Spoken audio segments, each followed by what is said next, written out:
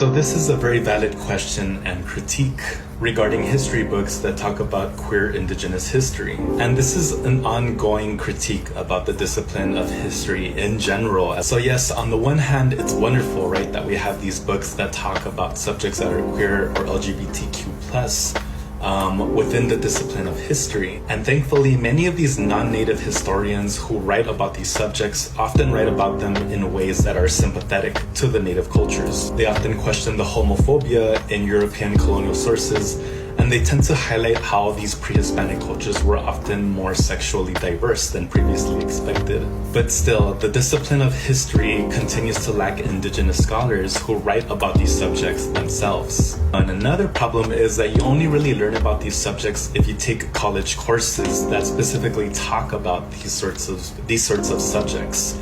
And this is also part of the reason why I made this TikTok channel. To help spread awareness about these subjects. By the way, yay, we made it to 20,000 followers. Another problem is that you don't really learn about these topics in the K through 12 education system, or for those of you who live in other parts of the world, you don't learn about this stuff in primary or secondary school.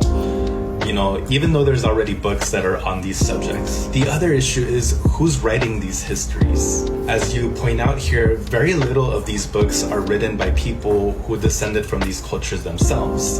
And again, here specifically, I'm talking about within the academic discipline of history. So this is not to say that Native peoples don't talk about these subjects within their sacred gathering spaces or in stories or in just their everyday lived experiences. And that's partly the reason why I went into studying history, was the fact that we don't see many scholars who look like us writing about us. And I felt that this is part of the reason why we need more historians of color.